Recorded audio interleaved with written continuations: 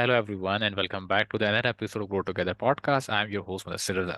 The purpose of the show is to support each other to grow together. And today we have again one very amazing guest across the border from Iran. Right now he's in Dubai, but I want to know that about his journey from Iran to Dubai, and especially about his startup or the business or the idea which he created, which he made Ebona AI. But before that, I want to discuss his own journey. Hello, Parham. How are you?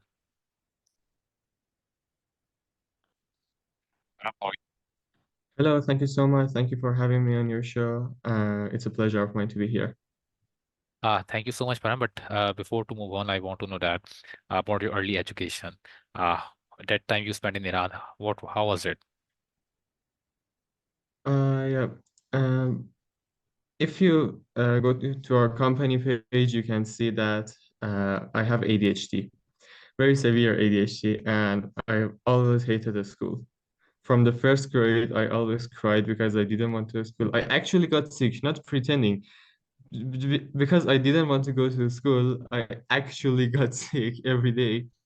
So I don't have to go to school. And after a while, after eighth grade, I basically decided that I don't want to go anymore. Uh, we weren't fortunate enough to have a lot of money, so I had to start working back then. It was, I think, ninth grade is like 14 years old. I started working, doing like simple things. I did sales. And when I say sales, I mean hand selling in the streets. I started with that. I did some jobs and I entered the basically medical industry. Uh, Basically, I started selling alcohol pads and wet wipes, and I started from that, and it kind of just grew bigger. I learned the job, and after a while, I was working in wholesale, This is the whole time which you and spent after in a the while, I Iran. realized, yes, yes, it's all in Iran, and after a while, I decided that I wanted to create content. I really like creating content. From primary school, I used to edit videos. So I entered the cinema industry, and from that, it went to advertising. And I realized that content creation is big. So I started Mm. creating content not just for myself, but for others. And then I basically, through content creation, I stumbled upon education. And a few years in, I'm working with other educators and other influencers that were creating courses and stuff. We decided to create a company called Ebona Academy. Great. Uh, I started it with my friend. When I say friends, we had a discussion group. We used to learn English together, and everyone in this group was handpicked, meaning they were all selected from their resumes and from their backgrounds on LinkedIn. So Wow. everyone was Mm. doing something, most of them in big countries. And from that network, Ibona Academy came to play. And we started teaching companies and different departments of companies on how they can use AI and utilize AI so they can work better. For example, we taught their marketing department how to use AI tools so they can basically enhance their With their marketing. productivity, yes. And yeah, And and from there, we wanted to basically take Ivona to the GITEX event, and we wanted to take Ivona Academy there. 4 months before GITEX started, GITEX 2023, 4 months before GITEX started, we signed up for the event. We wanted to go there as an exhibitor, and we did some research on the Dubai market and realized what we were doing wasn't a need, wasn't a it was the problem year that when we you wanted. moved to We Dubai. had to, What was that year? pardon me. In which year you moved to Dubai?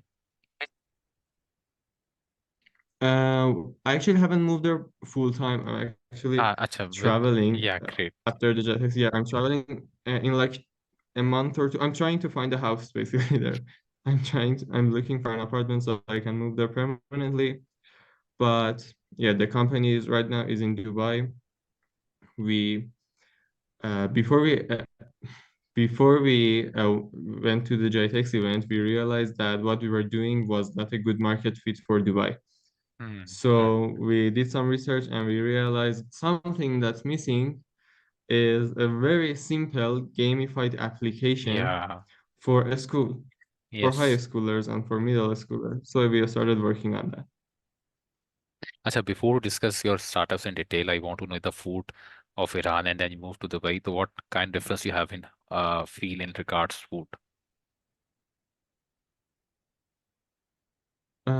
Yeah, actually, I never wanted to move out of Iran. I love Tehran. Right now, I'm in Tehran. I'm literally like going back and forth. And basically, after JetX, I realized that Dubai is a place. Like right now, for business owners, for founders, Dubai is where Hmm. you want to be. They have the it's like a terminal. You can basically, when you're in Dubai, you can work with anywhere in the world. Yeah. Everyone accepts you, Yes. and they give you the best facilities that you can find in the world. Great. That's great. Acha, once you started your this project, Ebona AI, and then you, what I understood that you make the changes in that according to the market of the UAE. So how much the element of research is important being an entrepreneur? What element are you? Research What do you exactly mean? when you work on to Oh, find like identify market the gap. research is the biggest part. Yeah, market research is right now the biggest part, the R&D part of the startups, because like we are moving towards a decentralized basically Mm, ecosystem where as a founder, as a tech founder, I don't need to hire a tech team right now because yeah. it's much more both optimized and cheaper for me to work with another company. It's worth it for me to delegate my content creation to someone else. But the one thing that you cannot delegate is your product management and market research Yes.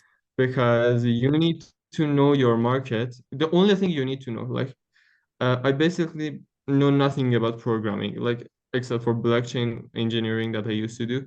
Uh, I know nothing about programming basically. And I don't have to because the one thing that I need to put my focus on more than anything is the market that I'm trying to enter.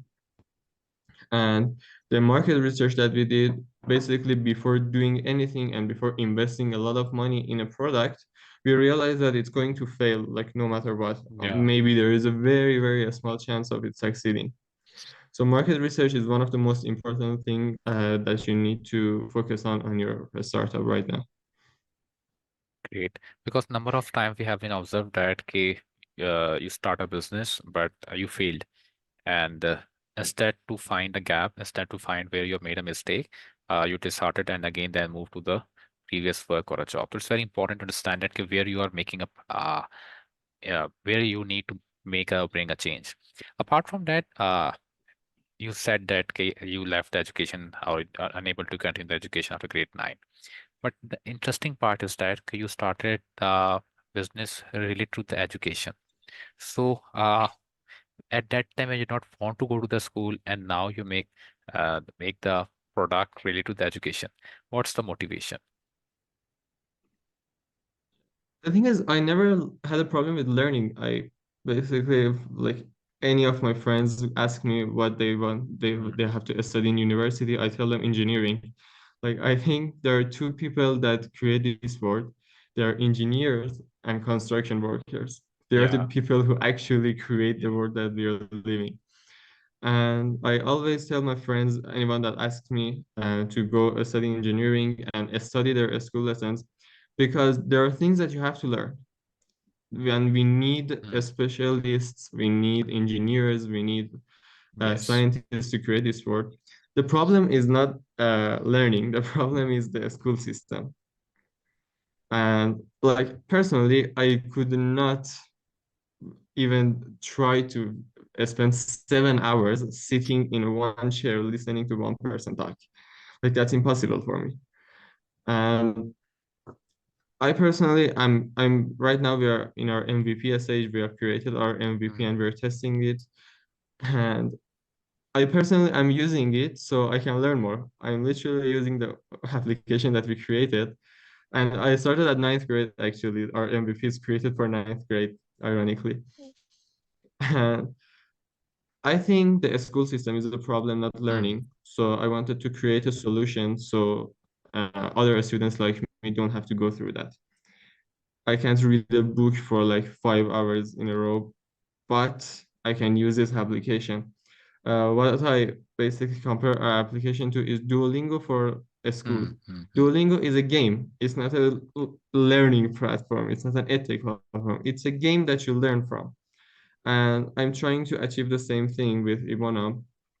I wanted to help other people like me so they can actually learn without having to go through the process of 7 hours in one class Right now, Ebona is every day. operating already in UAE. Am I right? We are creating our MVP right now, and we have basically we are working with a group of students in the UAE and a group of students in Tehran. We actually have two products, two completely different products, and because the markets are so different, and Yeah. we are testing the product right now, and we want to have a final product basically once we get to September, which the school year is starting the MENA region, a lot of countries in the MENA region, so we can actually publish our application then. So how's the students' reaction when they get to know about this application? About the application, like I said, what I compare it to is Duolingo for a school. We have a gamified AI-powered education platform that gives each student a personalized lesson plan. Amazing, Param. I just get to know more about the blockchain technology, how your interest created into this field. Yeah, basically why I started working in blockchain. As you know, Iran is one of the most restricted countries in the world. We have a lot of sanctions from other countries like USA, and that limits us from using international banking, from using patents, the copyright law.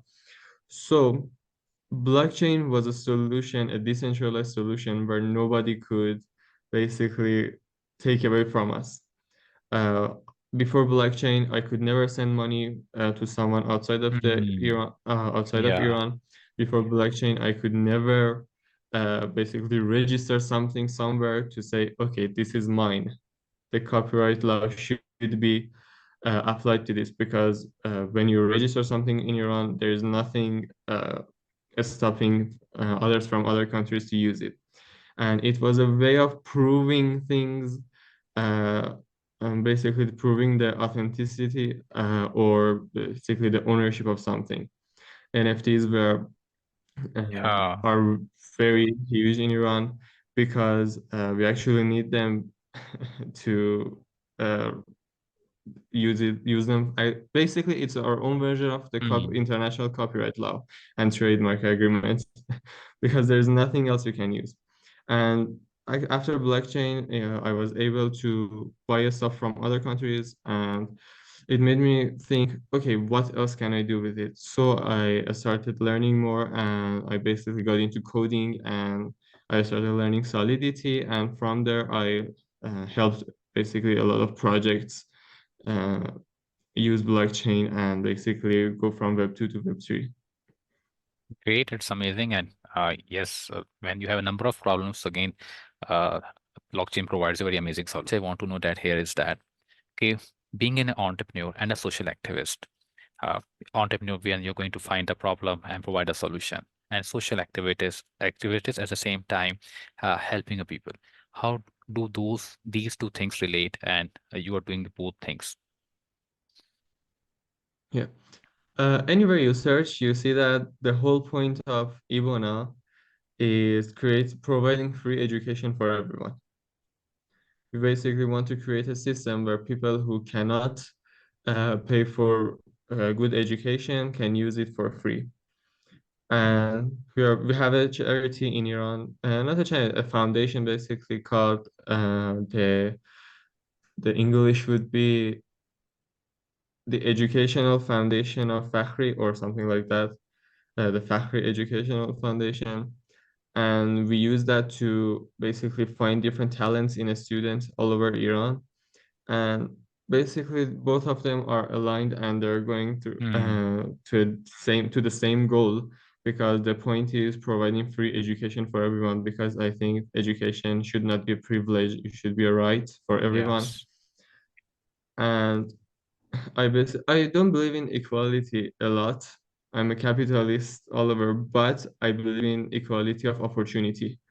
Everyone should be given the same thing to start with. And education is one of the most important things Hmm. because a very rich person can lose Hmm. whatever they have because they didn't have a good education, and a poor person can make all the money in the Yes. world and create the best life if they have the proper education. So I think the way to create equality of opportunity is with free education for all. Great, Parham. It's amazing to talk to you and amazing idea in which you are working. And last, what advice or what kind of suggestion do you want to give to the young entrepreneurs as you start at early age of 19? To what kind of advice do you want to give to those who have an idea, those who are thinking, okay, tomorrow we are going to start something, and the day after tomorrow. So, what advice do you want to give to them? One of the most important things is doing things and actually do things. Yeah. A lot of people are scared to actually start something because they think they're gonna fail and they will fail.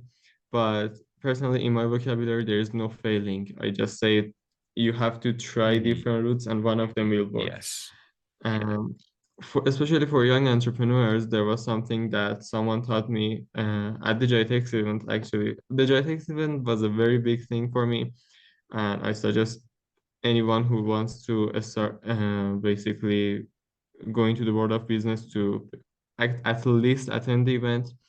There was someone called David Awad, and he was hired by the Dubai Future District to basically choose some startups for them to invest on. And he taught me something that I think about every day.